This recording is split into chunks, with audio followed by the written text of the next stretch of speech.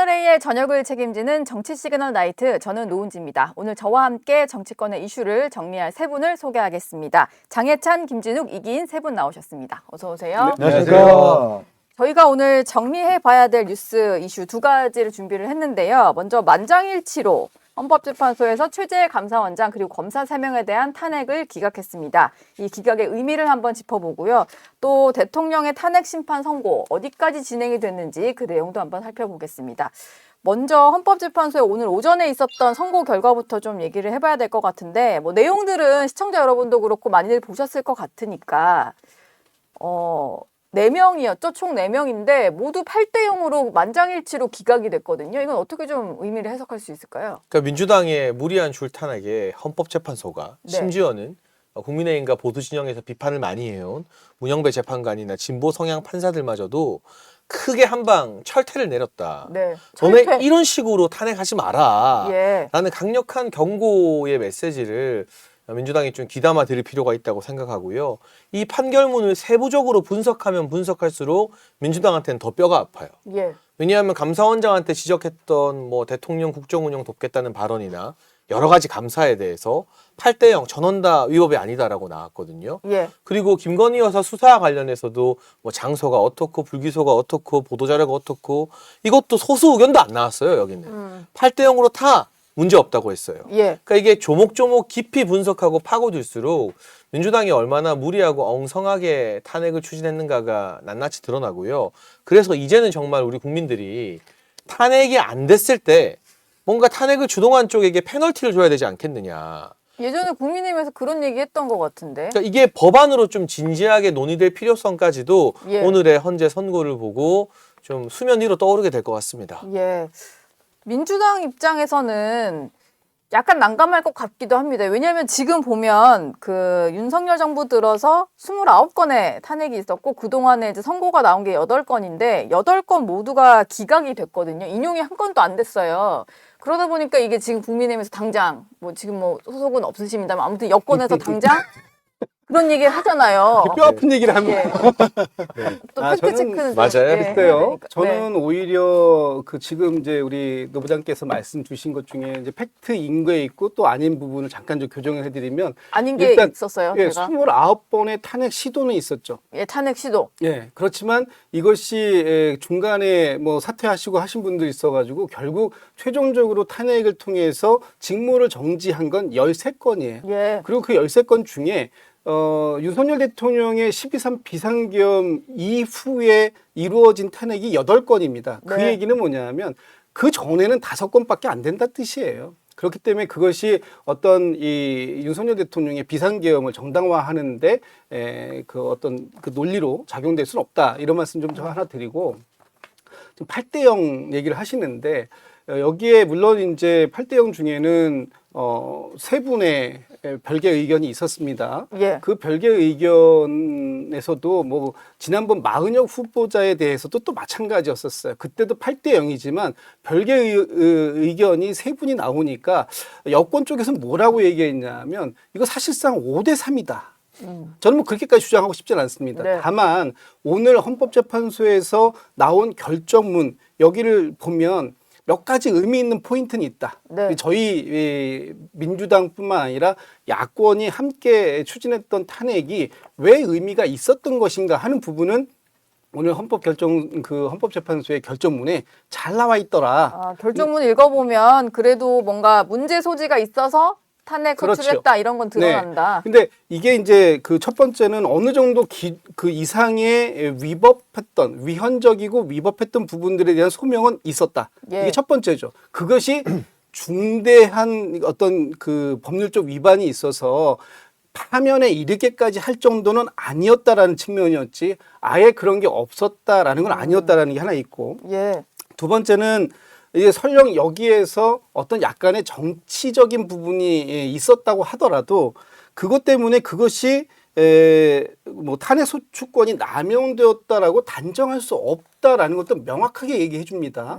그러면 지금 여권에서 얘기하는 것처럼 이 줄탄핵에 이은 줄기각 이것이 남용된 것이다. 그래서 지금 뭐 앞으로 법도 바꿔야 되고 부담도 뭐 개인이 하는 걸 또 바꿔줘야 된다 이런 말씀하시는데 남용되었다라고 볼 수 없다라는 부분을 명확하게 오늘 헌법재판소가 말씀 주셨다는 것이고 네. 그리고 마지막으로 지금 이런 이 탄핵을 통해서 뭔가 책임을 물어야 된다라는 부분 그리고 이것이 재발 방지의 효과 예비적 효과도 있었다라는 거 예방의 효과가 있었다라는 거 네. 이런 부분들 지적하거든요. 그렇다면 민주당에서 지난번 오늘까지 해서 총 8번 뭐 8대 0의 패배를 당했다고 그러는데 각각을 놓고 보면 나름의 다 이유가 있었다. 그리고 그 이유에 있어서 저희도 할 말은 많다.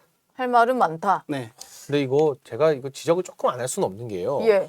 이 소수 의견은 일부 항목 그러니까 감사원이 훈령 바꿔서 총리한테 감사 청구권 준 부분이랑 네. 국회가 회의록 보좌했는데 열람하지 않은 것 여기에 이제 위법 판결이 3명 나왔어요. 예. 근데 이것도 5명은 위법이 아니라고 한 거니까 네. 정리가 된 거고 예. 나머지 민주당이 지적했던 전 정부에 대한 감사 네. 또 현 정부에 대한 부실 감사가 아니냐는 부분 그리고 전현희 전 네 권익위원장 권익위원장, 감사 지금 부분도 의원이지요. 있고요 뭐 네. 사드 지연이나 또 검찰로 넘어가면 아예 소수 의견도 안 나와요. 네. 그러니까 적어도 조목조목된 부분에서 민주당의 탄핵 사유 소추가 억지라는 건 어느 정도 드러난 거고 이게 남용이라고 단정할 수 없다라고 문구가 나와 있지만 네. 그건 정치적 판단인 거잖아요. 이게 남용이다 아니다라는 게 법적으로 1년에 탄핵을 5번 이상 하면 남용이고 5번 이하하면 뭐 남용 아니다 이런 기준이 없으니 그 정치적 기준으로 헌재가 설정하기는 힘들다는 저는 원론적 차원의 말로 봤지. 네. 지금 어쨌든 뭐 발의까지 포함하면 29번의 줄탄핵인데 그중에 실제 재판에 간 게 8건. 예. 여기서 전부 다 이제 패소하지 않았습니까? 민주당과 국회 측이.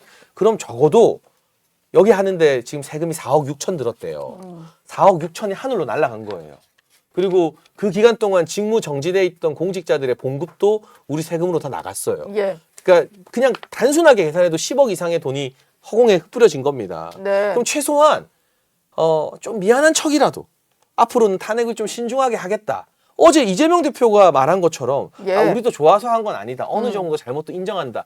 요 정도의 조금 수그리는 태도라도 민주당에서 나오면 좋지 않을까 싶어요. 뭐 말씀하시니까 듣고 와야 돼. 이긴 최고 얘기 듣고 나서. 과문 이기인 선생님 예. 얘기를 해보겠습니다. 네. 그 남용이 아니다라는 말을 민주당 패널분의 입에서 나오는 건 사실 좀 놀랐습니다. 이게 횟수로 따지자고 하면 1988년도 국회 시작된 이후에 총 36건의 탄핵안이 처리되거나 다뤄졌는데 예. 그중에 이제 21대, 22대 민주당이 발의했었던 그러니까 국회에 제출했었던 탄핵 안수가 18건이거든요. 시도 29건, 제출 8건. 이거는 역대 1988년 이후에 절반의 탄핵 발의를 지금 민주당이 시도를 한 거거든요. 네. 그럼 남용했다고 봐도 사실 과언이 아니죠. 많이 그리고 오네. 문제는 네. 전 훌륭해. 탄핵 이면에 민주당이 뭘 챙기려고 했는가를 좀 봐야 될 것 같아요. 저는 그래서 탄핵의 어떤 의미를 두 가지로 규정하는데 하나는 뒤끝 탄핵, 하나는 쌈짓돈 탄핵이라고 좀 보거든요. 하나는 사실 이창수 지검장 같은 경우에는 변론 준비 기일에서 알 수 있듯이 정확하게 탄핵 소추 사유가 뭔지를 재판관이 묻더라고요. 네. 그리고 검사 같은 경우에도 도대체 내가 왜 탄핵됐는지 모르겠다라고 얘기하면서 우픈 총극으로 끝났습니다. 그런데 알고 보니까 이창수 지검장은 이재명 대표가 성남시장일 때 성남FC에 대한 어떤 제3자 뇌물죄를 처음으로 수사 지휘했던 사람이기 때문에 네. 그 공소 사실, 그 검사를 흔들려는 목적으로 뒤끝 탄핵을 한 건 아니냐라는 추측을 해보고요. 또 하나는 쌈짓돈 탄핵인데 아까 세금이 많이 들어갔다고 했는데 지금 보니까 국회 측 소추 대리인단의 변호인들 수임이 어디로 가느냐 전부 다 범민주당 변호인들한테 가더라고요. 네. 이진수 방통위원장 같은 경우에는 뭐 문재인 정부 당시에 법률구조공단 이사장 했었던 변호사한테도 수임했었었고 또 이재명 대표의 법률특보했었던 변호사한테도 수임이 가기도 하고 또 유시민 계좌 추적 허위사실 유포했었던 변호사한테도 가고 이게 다 범민주당 인사들 변호사들 다 수임이 가거든요. 예. 이게 뭐냐 입장을 바꿔서 생각했을 때 만약에 국민의힘이나 개혁신당의 변호인이 그런 어떤 수임 관계에 얽혔다. 그럼 민주당이 가만히 있을까요? 이런 부분에 있어서 민주당은 할 말이 없을 텐데 남용도 아니다 의미가 있었다라고 얘기하는 건 좀 어불성설 아닌가 싶습니다. 그럼 제가 왜 저희가 의미가 있었다라고 하는 부분에 대해서 한 2가지 사례로 좀 얘기를 들어볼게요. 네. 일단 제일 첫 번째 탄핵이 이상민 전 행안부 장관에 대한 탄핵이었습니다. 예. 23년도에 첫 번째 있었던 탄핵이죠. 그 부분에 대해서 당시 이상민 장관이 탄핵당한 이유가 뭘까? 이태원에서 하룻밤 사이에 160분에 가까운 분들이 이유도 모르고 희생을 당하셨어요. 예. 근데 정부에서 그 누구도 아무도 책임지지 않았습니다. 이 부분에 대해서 누군가 책임져야 되는 거 아니냐. 그래서 당시에 이 국민의 안전 이 부분을 책임지고 있었던 행안부 장관이 이상민 장관에게 그 책임을 묻겠다고 했던 거예요. 네. 물론 그 이상민 장관에게도 헌법 위반이라든지 법률 위반의 일부 위반 부분은 있지만 이것이 정말 직을 파면할 정도에까지 이르게 했느냐라는 것 때문에 기각이 됐습니다. 네. 요번에 그 이진숙 방통위원장 오늘 좋은 또 의미 있는 결과가 또 대법원에서 하나 나왔길래 제가 같이 소개 겸해서 말씀드릴게요. 뭐죠? 그러니까 그 이진숙 방통위원장을 저희 민주당과 야권이 탄핵시킨 이유가 뭐였습니까? 방통위를 2인 체제로 운영하면서 MBC의 대주주인 그 박문진 네. 거기 이사 6명을 두 분이서 그냥 임명시킨 거잖아요. 네. 그래서 그 부분에 대해서는 이건 위반이 있다. 이거는 방통위를 이렇게 운영하면 안 된다라는 것 때문에 책임을 묻겠다고 해가지고 저희가 탄핵을 했던 겁니다. 물론 이 부분에 대해서 얼마 전에 헌법재판소에서 기각 결정이 났어요. 근데 그때 4대 4였습니다.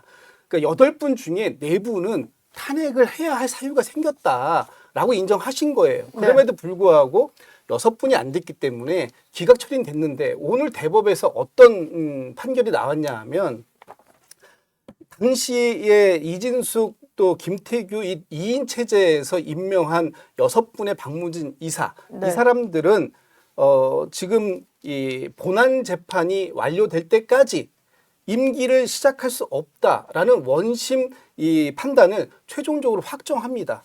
그러면 지금 이 상황 속에서 이진숙 방통위원장이 기각이 됐다고 해서 책임이 없는 건가요? 지금 이 방통위를 이렇게 비정상적으로 운영했다라는 게 헌법재판소에서뿐만 아니라 대법원에서도 본안 소송을 받아봐라. 그때까지는 지금의 이 상황을 정지하는 게 맞다라는 판단이 나왔잖아요. 그렇다면 이 상황은 누가 책임집니까? 잘못이 있는 거예요, 없는 거예요? 예. 아니, 또 할 저는 말이 생기는 것 대법원 같아요. 판례라에서 되게 마음을 무겁게 준비하고 있었거든요. 예. 왜냐하면 대법원 확정이면 할 말이 없으니까. 근데 본안 판결이 아니라 가처분 판결의 효력을 유지하는 대법원 판결이 나온 거고 네. 마찬가지로 같은 논리라면 MBC는 그런 가처분 이제 본안 판결을 받아보라는 판결이 나왔지만 KBS 이사진들 그 2명이서 한 거에 대해서는 그 해당 행정법원에서는 문제 없으니까 효력을 또 인정해줬어요. 예. 그러니까 이거는 이제 지금 하급 법원마다의 가처분에 대한 판결이 좀 다른 부분은 1심에서 본안 판결이 나와야 이준숙 위원장의 이인 의결이 적법한지 아닌지를 따질 수 있는 거지. 지금 대법원이 가처분의 효력을 인정했다 해서 이준숙 위원장의 잘못이 확정됐다? 요거는 조금 몇 단계를 건너뛴 거 아닌가 싶어요. 네, 저는 네. 사실 그 이진숙 방통위원장의 이인 의결 당연히 문제죠. 근데 헌법재판소에서는 탄핵 안 됐기 때문에 그거는 승복해야 된다고 보고 네. 그렇게 따지면 그 문영배 재판관이 국회 측 그 정청래 소추 단장을 혼냈었던 장면들을 많은 분들이 기억하실 거예요. 민주당은 왜 추천을 안 했느냐. 정치를 얘기하는 게 아니라 국회에 책임이 있다는 것을 민주당이 뼈아프게 받아들여야 되는데 네. 우리는 무결하다. 이준석 방통위원장이 이인 의결했으니까 문제다. 그러니까 탄핵 심판으로 가야 된다라고 하는 그런 논리를 국민 대다수는 받아들이지 못할 거예요. 예. 이걸 좀 공감하셔야 된다고 생각합니다. 뭐 지금 방통위 얘기가 나왔으니까 어제 이재명 대표가 정치 시그널 나이트에 나와서 얘기한 것 중에도 방통위 얘기가 등장을 하거든요. 일단 그 얘기를 좀 듣고 나서 좀 저희끼리의 대화를 좀 이어가 보도록 하겠습니다. 많은 건 사실인데 그렇다면 예를 들면 우리가 그 뭐 좋다고 했겠습니까? 비판이 있을 거 저희도 알죠. 근데 우리로서는 나름의 할 말은 있는 사안인데 이걸 닭이 먼저냐 달걀이 먼저냐를 따지면 끝이 없죠. 아까 말씀하신 그 전에 그러면 방통위 왜 임명 안 했냐 뭐 네. 문제가 있죠. 네. 예, 그것도 일종의 이제 쌓인 겁니다. 서로 쌓인 거고요. 그런 점에 대해서 우리도 아무 잘못 없다 그런 생각하지 않아요. 일단 이재명 대표는 줄탄핵 우리라고 뭐 좋다고 했겠느냐 이런 얘기를 하면서 민주당에게 잘못이 아예 없다고 생각하지 않는다 이런 얘기를 했어요. 물론 오늘 기각 선고가 나온 이후에 기자들이 물었을 땐 침묵하긴 했습니다만 민주당도 어느 정도의 약간 불가피했지만 이걸 무조건 우리가 잘했다고 하진 않는다 뭐 이런 말이 이재명 대표에게서 나왔거든요. 그러니까 이 지금 탄핵이 여러 번 이루어지는 과정 속에서 이 국민들의 눈높이 또는 국민의 여론, 저희 야당들 특히 민주당에게 좀 따가웠던 부분이 있다는 거 저희가 왜 모르겠습니까? 예. 그럼에도 불구하고 이렇게 문제를 풀어갈 수밖에 없었던 것, 이 국회라는 곳에서 또는 이 정치가 이 자리할 수 있는 공간이 없었던 것, 이것이 과연 민주당만의 탓인가? 네. 뭐 민주당도 그런 비판에 대해서 뭐 자유로울 수는 없었겠습니다만, 대통령이 정치하시는 대통령이 되겠다고 했어도 정치하는 모습을 못 봤고, 또 여당도 또 대통령이 부족한 부분이 있다면 그걸 채워주는 모습으로 함께 얘기를 해야 되는데, 오히려 대통령께서 한 말씀 하시면 여당은 그 뒤에서 멀찍이 서 있는 것처럼 보이고, 그러니까 결과적으로 보면 극대 강대 강의 대치, 극한 대치, 네. 이런 것밖에 될 수가 없는 부분이었고, 그러다 보니까 저희가 마지막 남은 카드가, 우리 야당이 합법적으로 가지고 갈 수 있는 카드가 뭐가 있습니까? 책임을 물어야 되겠는데, 그런 책임을 묻는 방식 중에 탄핵이라는 제도를 활용했던 것, 뭐 그거를 너무 빈발했다, 너무 남발한 거다, 예. 이런 식의 비판도 저희가 뭐 받아왔고, 또 아니다, 그럴만했다라고 말씀을 드리지만, 그거는 이제 우리 국민들께서 뭐 판단해 주실 부분이고, 네. 저희에 대해서도 또 저희도 불가피성은 분명히 있었다. 그리고 이렇게 해서 책임을 묻고자 하지 않았다면 이 책임을 물어야 된다고 하는 이 국민들의 여론은 어디서 누군가 풀어줘야 되는 거 아닙니까? 예. 그게 정치의 역할이라고 봤고, 그런 부분들을 민주당이 뭐 어쩔 수 없이 성실히 수행했다. 뭐 그런 부분들에 대해서 또 인정하시는 분들도 계실 테니까요. 예. 근데 저는 이제 범여권이잖아요. 네. 여당 지도부였고. 예. 그럼 탄핵 당한 분들 중에 제가 개인적으로 아는 분들도 있어요.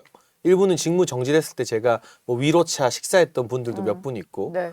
당하는 사람 입장에서는 이게 진짜 괴로운 일이거든요. 그렇죠. 그리고 직무가 정지되니까 국회 측의 변호사비는 국민 세금이에요. 근데 당하는 사람 변호사비는 개인이 내야 돼요. 네. 개인 돈. 그러니까 경제적 사정이 넉넉치 않은 분들은 거기서부터 일단 인생이 뒤흔들리는 거예요. 근데 이재명 대표가 이제 와서 우리라고 좋아서 했겠나, 우리도 뭐 잘못한 거 없지 않다라고 하면 실컷 두들겨 패놓고, 예. 야, 내가 좋아서 때렸겠니? 피해자 입장에서는 너무 무서운 거예요. 네. 막 이 더글로리 생각나고 막 그래요. 아. 그러면 말로만 하지 말고 예. 앞으로라도 그동안의 무리한 탄핵에 대해서 좀 무리수였다. 오늘 기획도 나온 김에 예. 인정하고 국정 안정을 위해서 이제 대통령 탄핵 심판 선고는 우리가 모르잖아요. 네. 설왕설래가 있지만 예. 그 결과와 무관하게 민주당이 190석 가진 거대 범야권이지만 앞으로는 국무위원에 대한 탄핵 좀 절제하겠다, 신중하겠다, 이런 발언 정도가 나오면 아, 이 대표도 뭔가 바뀌었구나라고 할 텐데 아무 그런 거 없이 아직은 그냥 뭐, 네, 네, 우리가 좋았다 그때는- 했겠나라고 하면 맞았던 입장에서는 그게 되게 사과같이 안 느껴지고 박연진 보는 기분이에요. 학폭 가해자 보는 무서워요, 되게. 네. 네. 저희가 무서워 보이죠.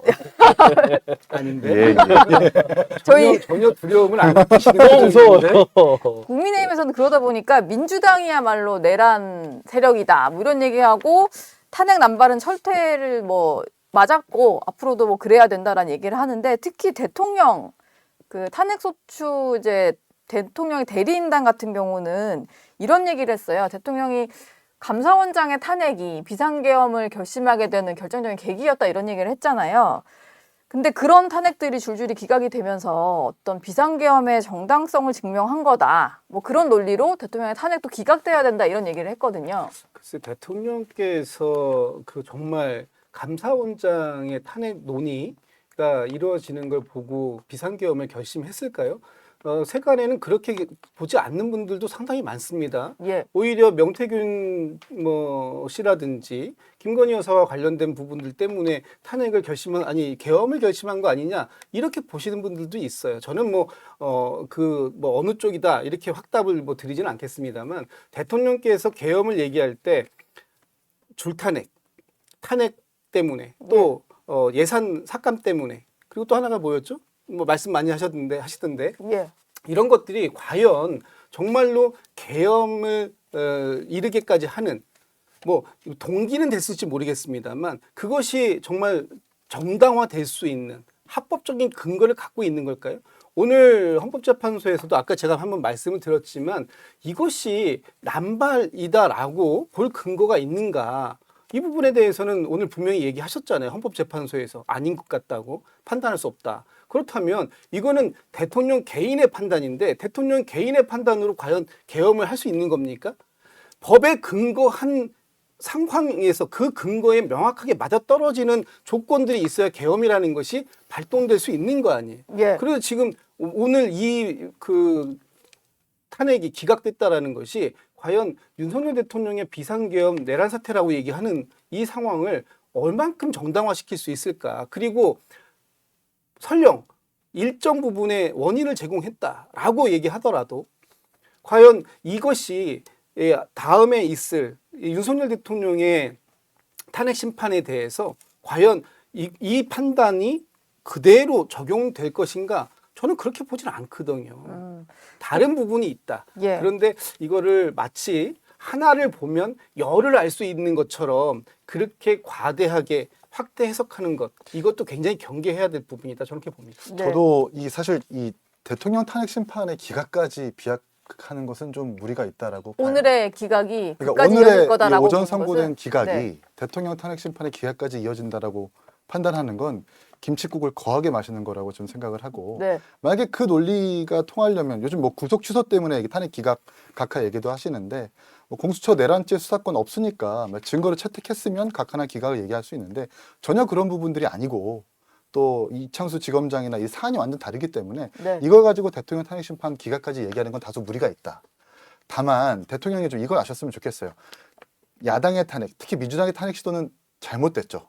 정치력이 작동하지 않았으니까요. 네. 그런데 정치력이 작동하지 않으면 대통령이 야당 대표를 찾아가서 읍소도 해보고 뭐 가끔 좀 밀당도 해보고 하는 정치력이 분명히 있었어야 되는데 지금까지 뭐 음주전과 범죄자다, 뭐 범죄 피의자다라고 하면서 야당 대표로서 인정을 하지 않은 거잖아요. 네. 정치라는 과정이 아예 없었습니다. 총선 이후에 만나기는 했는데 예, 민주당은 거기서도 뭐- 과하게 탄핵을 빗받치게 하고 그 탄핵을 빌미로 계엄을 한 건데 둘 다 지금 잘못된 거지. 양비론이라 들릴지라도 둘 다 잘못된 겁니다.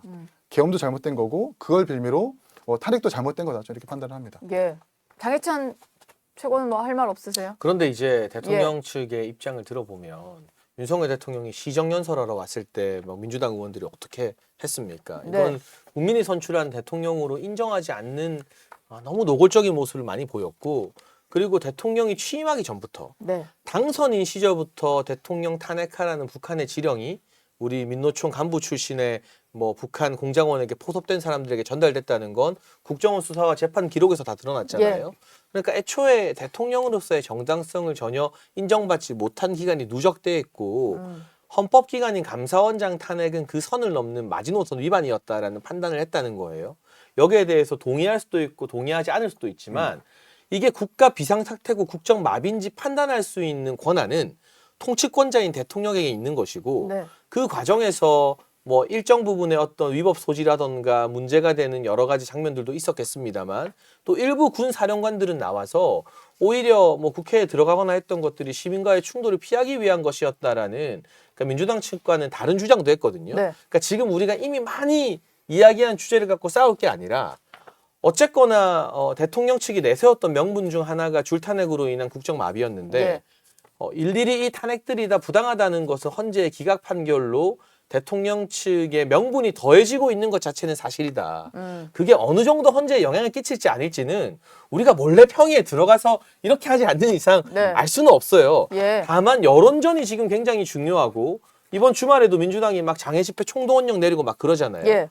한 1, 2주 정도가 이제 양측의 여론전이 최고조로 맞붙는 시점인데 어쨌든 보수 진영과 대통령 지지층에서 여론전을 펼치기에 좋을 만한 명분이 오늘의 헌재 판결로 주어진 것은 뭐 그건 부정할 수 없는 사실인 근데 거죠. 실제 헌재 그 대통령의 탄핵 심판 때 이게 어느 정도의 영향을 미칠지는 알 수 없는 거니까 뭐 그 얘기는 좀 다음 이슈로 넘어가서 더 해보도록 하겠습니다.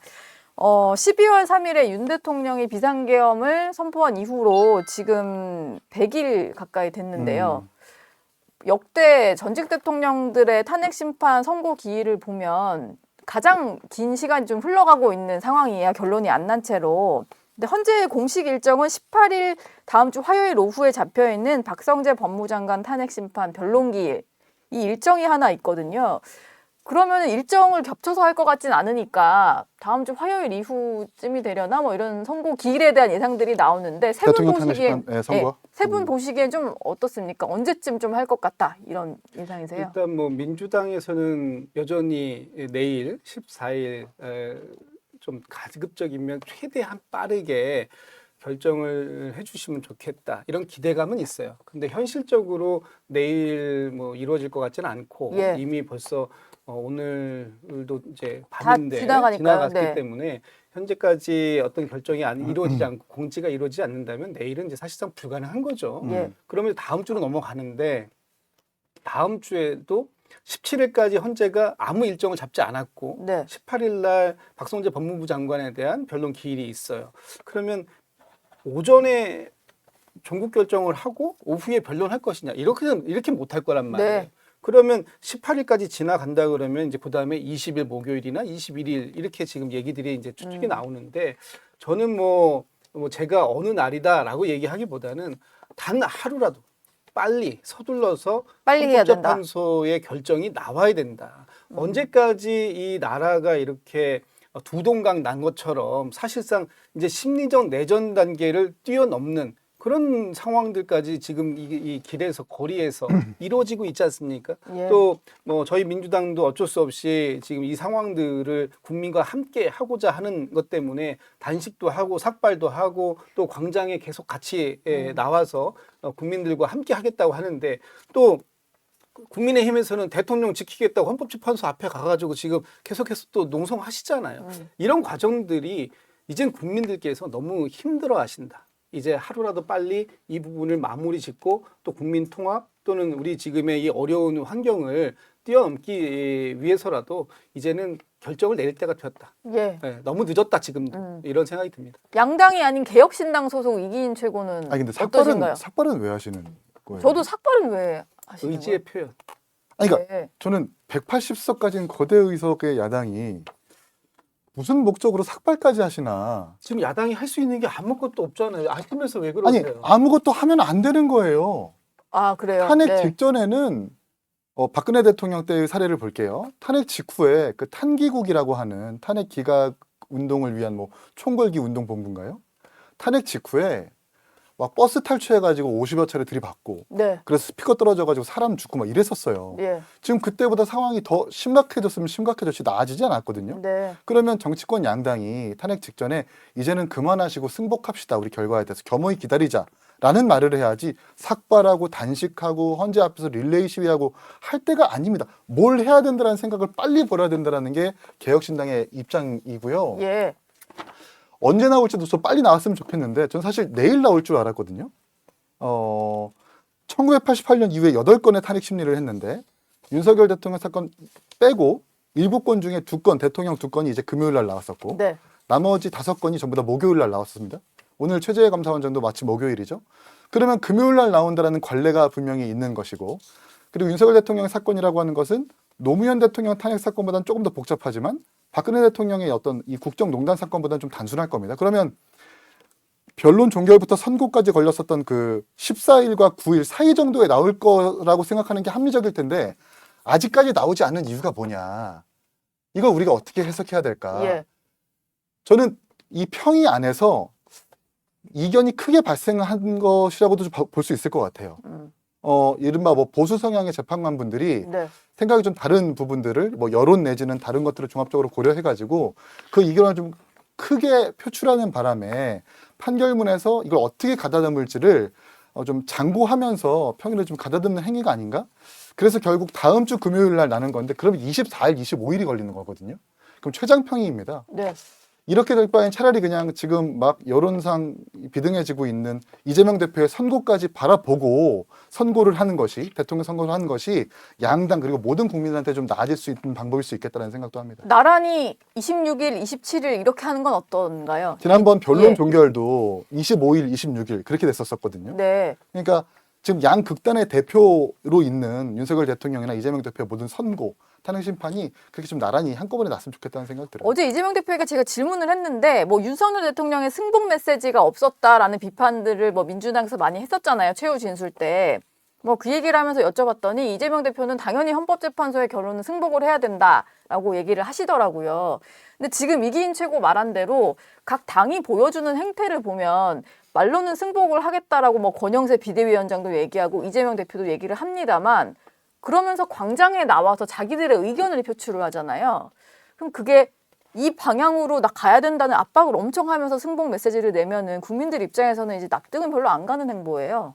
글쎄 이것을 압박으로만 할지 아니면은 이런 의견들이 자유롭게 분출될 수 있는 공간을 만들어 준 것이라고 할지 그거는 뭐 보시는 분들이 판단을 하시겠지만 저는 이 헌법재판소 우리가 법치주의라는 걸 하잖아요. 법치주의라는 것이 뭐냐 하면 법에서 정해진 걸 누군가가 규정을 딱 지어주면 그걸 따르는 거예요. 네.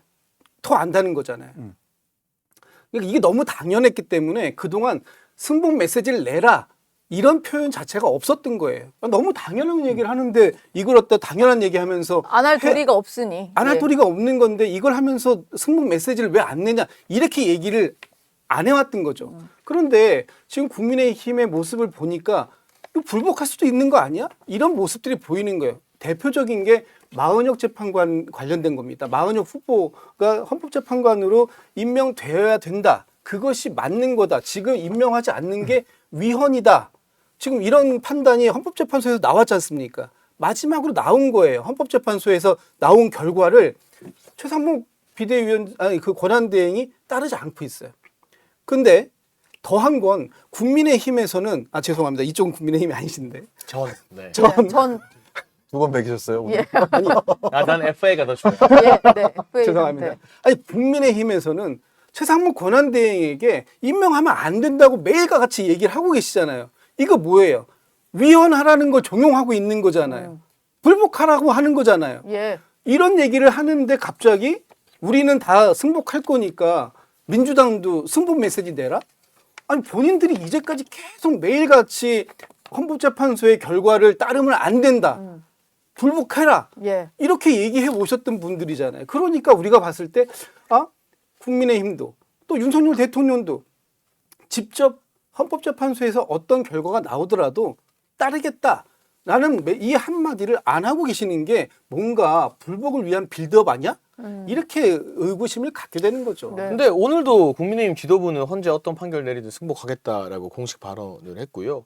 마은혁 재판관과는 좀 다른 게 강제성이 있냐 없냐 여부인데 대통령 탄핵 심판이나 공직자 파면은 파면 되는 순간 바로 실효가 발의가 되어요. 네. 그래서 이거는 대한민국 사법 체계상 불복하고 싶어도 불복할 방법이 없습니다. 예. 근데 이제 헌재에서 권한쟁의나 뭐 위헌 심판 같은 걸 할 때 그게 마은혁 재판관 문제든 아니면 특정 법안 같은 거 대표적으로 예를 들면 국민투표법 같은 거 이거 위헌 소지 있으니 개정하라 이런 판결은 국회에서 그걸 받아들여서 법 발의해서 개정을 해야 돼요. 개정 늘 잘 안 하시잖아요. 그거 막 몇 년 가는 경우도 있어요. 네. 그러니까 이게 종이 조금 다른 케이스다라는 말씀을 드리고 저는 광장에 나가고 장애 집회하는 것 자체를 부정적으로 보지는 않아요. 예. 거기에서 어떤 폭력적 선동이나 자극적인 발언들이 없다면 네. 국민의힘도 할 수 있는 여론전하고 민주당도 뒤늦게 나왔지만 장애 집회하고 뭐 삼보일배도 하고 삭발하고 그게 일종의 어떤 국민적 관심을 고취시킨다면 네. 그 자체를 가지고 너무 터부시하는 것도 옳지 않다. 다만 민주당이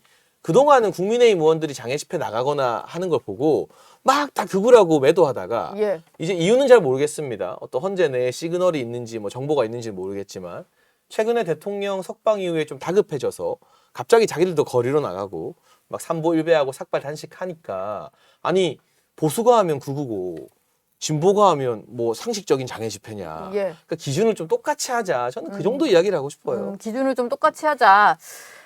국민의힘에서는 그 최근에 나온 논리가 탄핵 각하 논리를 좀 펴고 있는 것 같더라고요. 나경원 의원이 뭐 관련된 탄원서까지 낸 상태인데 뭐 이런 것 같아요. 그 국회에서 탄핵 소추안이 가결될 때는 내란죄가 포함이 되어 있는 상태로 탄핵안이 가결이 된 거였는데 그걸 중간에 이제 내란죄 부분은 철회를 했잖아요. 내란 행위는 담되 죄에 대한 부분은 뺐는데 이게 소추의 동일성이 없기 때문에 이런 경우에는 각하하는 게 맞다 이런 주장이더라고요. 근데 좀 요거 어떻게 보세요? 제가 알기로 정치 시그널 나와서 김재원 전 최고가 핵심을 찌르는 지적했던 것 같거든요. 예. 그러니까 이를테면 뭔가 소추안이나 중요한 내용이 바뀔 때 한 번 더 국회 본회의 열고 의결 받아야 되는 거 아니냐. 예. 근데 이 문제가 그 마은혁 재판관 관련된 데도 소수 의견으로 등재됐어요. 본회의의 의결은 필요했다라는 게 세 명의 의견이 세 명의 있었죠. 소수 의견이니까 네. 그분들이 그 철학을 그대로 유지한다면 적어도 그 세 명은 왜 내란죄 철회하면서 국회에서 의결 안 받았지? 다시 안 이건 받았지? 절차적으로 문제가 있다라고 판단할 가능성이 높고 예. 그거는 결국에는 옳고 그름을 따지는 기각 인용이 아니라 그냥 절차적 정당성이 부족하다는 각하 의견으로 나올 가능성이 있으니까 예. 국민의힘 쪽에서 그걸 강력하게 주장하는 것 같고요. 또 특히나 이 내란죄와 관련된 혐의와 관련된 공수처의 수사 적법성 자체가 구속 취소 판결문에서 퀘스천 마크. 이게 수사 적법성이 있는지 모르겠다. 네. 사실상 형사재판에서 무죄나 공소 기각이 나올 가능성이 높아졌기 때문에 뭐 헌재에게도 예를 들면 대통령 파면을 했는데 형사재판 무죄가 나오면 네. 그 뒷감당을 헌재가 어떻게 하겠습니까? 예. 그런 차원에서 절차적 문제로 기각 이전에 각하를 내리는 게 맞다라는 의견을 강하게 펼치고 있는 것 같습니다. 아무래도 국민의힘 쪽에서는 그리고 대통령 그 변호인단 쪽에서는 이런 각하 의견, 절차상의 하자를 계속 주장을 할 것 같아요. 근데 그래서인지 모르겠는데 야당에서 계속 마은혁 후보자 얘기를 조금 전에도 하셨지만 빨리 임명해야 된다 이런 얘기를 하시잖아요. 근데 외부에서 보기에는 마은혁 후보자는 들어가면은 무조건 인용 결정을 내릴 가능성이 높아 보이는 재판관이다 보니 마은혁 후보자를 반드시 넣어야 되는 상황으로 지금 8명 안에 재판관 내 분위기가 좀 갈라져 있나 이런 생각이 좀 들었어요. 저는 그렇게 보지 않아요. 마은혁 후보자에 대해서 빨리 임명하라는 건 원칙론적인 겁니다. 예. 이미 위헌 판결을 임명을 하지 않고 선택적으로 임명할 권한이 최상목 권한대행에는 없어요. 선택적으로 임명했잖아요. 이 행위가 위헌이다라는 것이 헌법재판소에서 최종 판결을 받았잖아요. 그럼 당연히 임명하는 거죠. 이건 원칙적인 부분이에요. 저는 지금 8분의 헌법재판관들이 계시는데 거기에 마은혁 재판관이 설령 임명돼서 들어간다고 해서 달라질 건 없다. 전 지금도 8대 0을 확신합니다. 왜냐하면 지금 그 윤석열 대통령이 예를 들면 형사재판에서는 무죄 나올 가능성이 있다. 이렇게 주장하시는 건데 설령 무죄가 여기에서 유죄가 나오고 여기에서 그 무죄가 나왔는데 여기 인용이 된다고 하더라도 이건 그럴 수 있기 때문에 그러는 거예요. 예를 들어서 음주운전 했다고 쳐보자고요. 근데 음주운전의 경도가 낮아서 벌금형이 이제 약한 벌금형이 나올 수 있잖아요.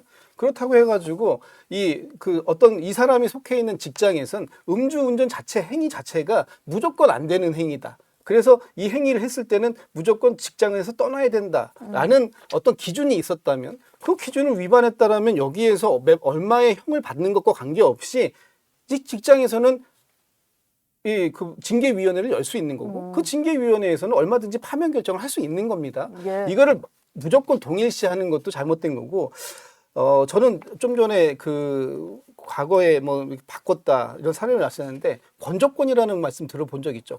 네. 권성동 원내대표의 예. 적은 권성동이다. 2017년도에 권성동의 적은 예. 2025년에 권성동이다. 이런 예전에 얘기가 있었죠. 조적조 이런 거 같은 거네요. 그런 거 같은 조국, 거예요. 왜냐하면 조국. 네. 당시에 2017년도에 박근혜 전 대통령의 탄핵을 추진할 때 그때 국회 측의 탄핵소추위원장이 예. 권성동 의원 아닙니까? 그때 네. 법사위원장 하셨으니까 그때 이렇게 중간에 어떤 이 사안을 변경한 건에 대해서 그때도 똑같은 얘기들이 있었던 거잖아요.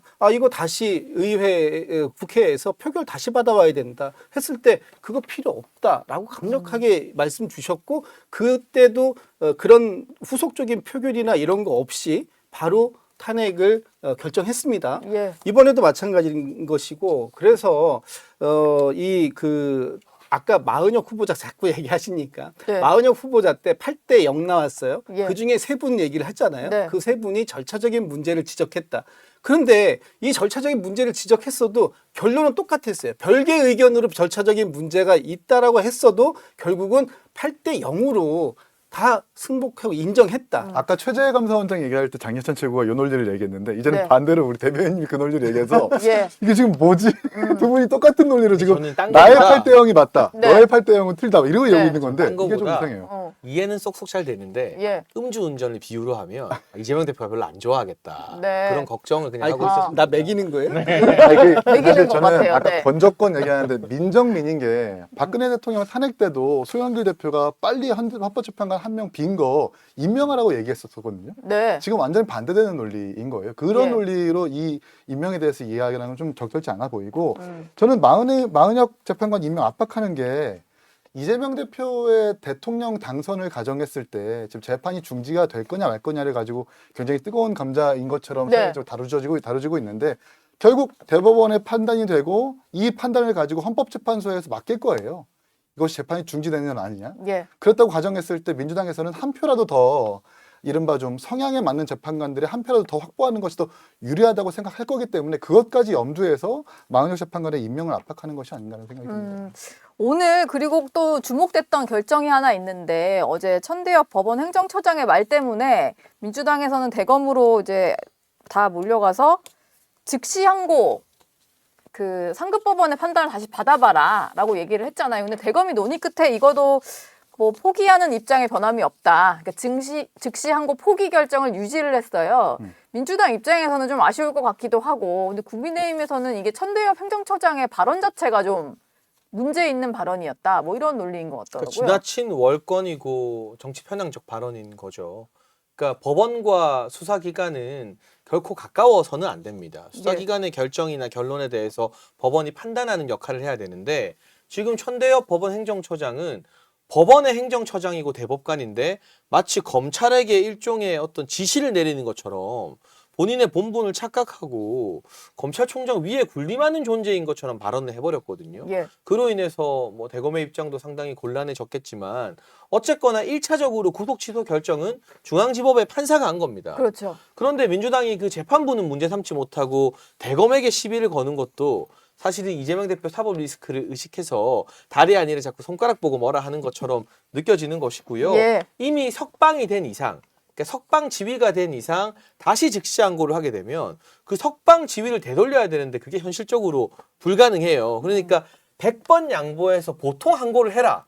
이거는 석방 지위 이후에 우리가 좀 그런 주장을 제가 동의는 못하더라도 할 수는 있겠지만 이미 석방이 다 됐는데 즉시 항고하라는 건 피의자 인권이라던가 인신구속을 대단히 엄중하게 따지는 요즘의 기조로 보면 예. 너무 엇나간 그냥 분풀이성 주장밖에는 안 되는 것 같아요. 민주당은 계속 즉시 항고를 다시 해라, 뭐 이렇게 철회해라, 뭐 이런 얘기를 했는데 유지가 됐거든요. 즉시 항고 결정을 일단 포기한 걸. 예.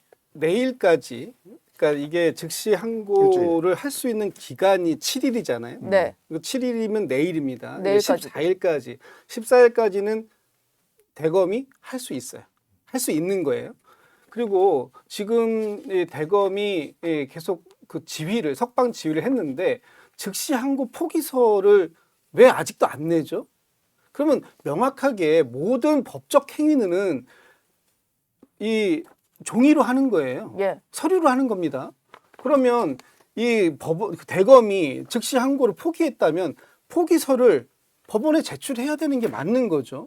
그 아직 7일 기간이 지나기 전까지는 언제든지 이걸 할 수 있는 거예요. 저희가 그렇게 해석을 할 수밖에 없는 거 아닙니까? 네. 모든 법률 행위가 이 서면으로 되게 되어 있기 때문에 그래서 일단은 할 수 있는 것이다라는 말씀 드리는 거고 천대엽 법원 행정처장이 대법관입니다. 네. 그럼 대법관이 봤을 때 이것을 지금 대법관이 왜 대검에 검찰에 지시해라고 지금 말씀하시는데 지시가 아니라 아니 의문이 있으면 뭔가 상급기관, 상급법원에 판단을 받아볼 수 있는 거 아니냐라는 본인의 의견을 제시한 거예요. 이게 왜 지시입니까? 그리고 지금 이 심우정 총장의 석방 지휘가 초래한 나비 효과가 얼마나 큽니까? 오늘도 보니까 김영선 전 의원 또 명태균 씨 나도 구속 이분들 취소해달라. 나도 구속 취소해달라. 예. 이거 그 제출했더만요. 네. 그러면 지금 이 심우정 총장이 인권을 얘기해가지고 어떤 이 사법 체계를 송두리째 흔들었지 않습니까? 네. 흔든 건 취지는 좋다라고 인정을 하더라도 그럼 이 흔들린 체계를 어떻게 누가 바로잡을 건가 이건 명확하게 해야 되는 거잖아요. 그랬더니 대검이 바로 야 그러지 말고 시간으로 한 거는 대통령까지 하고 이제부터 다시 원래대로 날을 기준으로 해서 해. 예. 이렇게 각급 지방 경찰청에다가 검찰청에다가 공문 보냈잖아요. 이걸 우리가 국민들이 어떻게 이해해야 되는 거예요. 윤석열 대통령 한 사람에게 특혜를 주기 위해서 원포인트로 이거 인정받고 그 다음에 원래 우리가 하던 대로 해. 이렇게 지시를 하는 게 너무 이율배반적이지 않냐. 이렇게 보는 거죠. 저는 그러니까 정치적 이해관계 빼고 물론 뭐 윤석열 대통령의 계기로서 그 70년간의 관행이 뒤집어졌다는 건 공교롭고 유감스럽습니다. 근데 그 관행 빼고 정치적 이해관계 빼고 자 날이냐 때냐를 한번 보자고요. 피고인의 이익에 부합하는지 안 부합하는지 가정을 해보면 만약에 법원에 송달하는 서류가 밤 늦게 갔어요. 근데 법원으로 다시 받는 서류가 다다음 날 새벽 일찍이에요. 그럼 날수는 3일이에요. 근데 시간은 25시간, 6시간이 될 수 있어요. 네. 그러면 산입하는 기간이 하루 차이가 납니다. 그럼 구속 기간이 하루가 더 늘어나느냐 마느냐에 대해서 결정하는 사안이기 때문에 피고인의 이익에 부합하지는 않아요. 그렇죠. 이게 관행대로 할 것으로 판단할 것이 아니라 진짜 피고인의 원칙에 부합하는지 안 부합하는지를 우리가 결정해야 된다. 지금까지 형사재판에서 불고불리의 원칙이라는 게 있잖아요. 기소되지 않은 사항은 다뤄지지 않는다. 이것 때문에 한 번도 다루지 않았으니까 이거에 대해 처음 이제 논의가 되고 있는 건데 우리가 이 관행을 뒤집을 만한 피고인의 이익에 부합하는지도 좀 봐야 된다고 생각을 하고 훌륭한 정치인이에요. 즉시 항고 즉시 항고는 저도 해야 된다고 봐요. 왜냐하면 그 97조 사항에 구속 취소 시에 말을 끝까지 이제 들어봤어야 그러게. 되는데. 예. 구속 취소 시에 검찰이 즉시 항고할 수 있다. 이게 좀 위헌적인 판단이라고 하는데 그러면은 이걸 판단하지 않으면 그냥 형사소송법은 위헌 법률이 되는 거거든요. 네. 그렇잖아요. 예. 어떻게든 판단을 받아가지고 결론을 짓고 그다음에 그 결론을 근거로 국회에서 입법 과정을 통해 가지고 고쳐야지 이거는 그냥 위헌이니까 문제가 있을 거니까 우리는 안 하겠습니다라고 하는 건 굉장히 무책임한 행태다. 그리고 네. 구속 집행 정지에 대한 즉시 항고가 위헌이라고 하는 건데 근데 그 사례를 좀 뜯어보면은 이모 씨가 모친상을 당했는데 네. 집행 정지 결정을 받고 즉시 항고 하니까 일주일 동안 못 풀려나잖아요. 이게 위헌이라는 거예요. 구속 취소에 대한 즉시 항고는 그 효력을 정지하는 것이기 때문에 본질적으로 다른 건데 이걸 등치시켜가지고 위헌이니까 안 하겠다라고 하는 것은 검찰이 비판받아 충분한 지점이고 마지막으로 저도 어제 법사위를 보면서 좀 이상했어요. 법원행정처장은 어디까지나 행정처의 장입니다. 사무, 회계, 운영에 관한 이야기를 하는 것이지 즉시 항고 제기 여부, 그러니까 검찰의 재량권을 가지고 왈가왈부할 수 있는 처지가 아니거든요. 예. 과거 같았으면 법사위에서 그것은 법원에서 판단할 사안이 아닙니다라고 답변해야 되는 건데 이거는 상급심까지 가봐야 될 것 같습니다라고 얘기하는 것은 충분히 월권이라고 지적받을 만하다는 생각이 듭니다. 훌륭했다가 아니었다가 마무리는 상황과는 좀 다릅니다. 짧게 변하고. 최고의 말씀을 제가 짧게만 좀 받으면 네. 그동안 사례가 없었기 때문에 판단받지 못했다. 이건 아닌 것 같아요. 왜냐하면 2013년도에 울산지검에서 2018년도에 의정부지검에서 이 구속 취소 사례가 분명히 있었습니다. 네. 그때 검찰이 어떻게 했냐. 석방시키고 즉시 항고해서 다시 구속시킨 사례가 분명히 있어요. 또 하나는 지금 좋은 말씀 주셨어요. 이게 누구 한 사람만을 위해서 위인 서법처럼 되는 거 안 되는 거잖아요. 네. 그리고 그거를 집행하지 않으면 위헌 법률 되는 거잖아요. 이거를 심판을 받아봐서 모두에게 공평하게 적용될 수 있는 게 법인데 예. 그렇게 하려면 상급법원의 판단을 받고 또는 위헌 심판을 받아서 이 부분에 대해서 완벽하게 치유를 해야 모두에게 우리 모두에게 똑같이 적용되는 것이지 누구에게는 이렇게 적용되고 누구에게는 다르게 적용된다면 네. 결국 법이 고무줄입니까? 그건 아니잖아요. 짧게 덧붙이면 그러니까 예. 사례가 없다라는 얘기를 하는 게 아니라 울산지검도 있고 2018년 의정부지검도 있어요. 사례는 분명히 있는데 즉시 항고해가지고 받아들인 사례는 있지 날이냐 때냐를 해가지고 재판부에서 심리한 사례는 없기 때문에 그걸 얘기를 하는 겁니다. 네. 그걸 예. 근데 저는 이 판결문 보면 날이냐 시냐가 본질이 아니라 설령 날이라 하더라도 공수처 수사 적법성 때문에 구속 취소의 사유가 있다는 게 이 판결문의 활용 점정인 부분이거든요. 네. 그러니까 그 부분을 간과해서는 안 된다. 그리고 이재명 대표 주특기가 위헌 제청 아닙니까? 예. 지금 본인 2심 재판부에다가 또 시간 끌려고 위헌 제청했잖아요. 예. 그러니까 즉시 항고가 위헌이 아닌 것 같으면 민주당이 이거 헌법재판소에 제청하면 돼요. 이거 위헌이냐 아니냐. 그거 하라고 우리가 국회의원들한테 세금 주면서 월급 주는 거거든요. 네. 그러니까 꼭 이런 식으로 대검 간부들 입장에서는 어차피 지금 구속 취소로 한 방 맞았는데 했다가 위헌 판결 받아서 또 풀려나게 되면 이건 거의 검찰의 존립이 흔들릴 정도의 타격이기 때문에 예. 모든 지휘부가 동시에 판결을 내린 거고 이런 판단을 내린 네, 거고 회의 끝에. 이게 정말 위헌이 아닌 것 같다 싶으면 이재명 대표 주특기인 위헌 제청을 또 하면 됩니다. 예. 하세요 얼마든지. 알겠습니다. 얘기하다 보니까 시간이 다 흘러서 오늘 세 분의 말씀은 여기서 마무리해야 될 것 같습니다. 오늘 말씀 고맙습니다. 네. 감사합니다. 감사합니다. 네, 정치 시그널 나이트 오늘 순서는 여기까지입니다. 저는 다음 주 월요일 아침 8시 라디오쇼 정치 시그널로 다시 돌아오겠습니다.